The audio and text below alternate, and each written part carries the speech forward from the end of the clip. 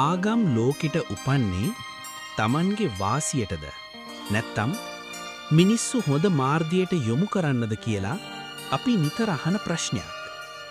සත්‍ය කියන්නේ ආගම් උපන්නේ බලයටවත් ධනයටවත් නෙවෙයි. මිනිසා දුක, භය, මරණය, ජීවිතයේ අර්ථය තේරුම් ගන්න උත්සාහ කරද්දී ඒ මාර්ගයෙන් ආගම් උපන්නා. හින්දු ආගම කියන්නේ ධර්මය, කර්මය. බුදුදහම දුකෙන් නිදහස් වීම ගැන. ක්‍රිස්තියානි ආගම ආදරය සහ සමාව ගැන. ඉස්ලාම් සාධාරණය සහ විනය ගැන. මුල් අදහස සියල්ලේම එකයි. මිනිසා හොඳ කරගන්න. නමුත් කාලයත් එක්ක මිනිස් ලෝභය ආගම භාවිතා කළා.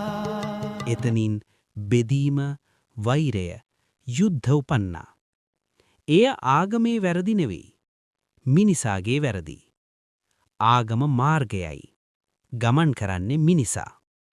ඒ නිසා ආගමට වඩා මනුස්සකම වැදගත්. අපි එකම මිනිස්සු.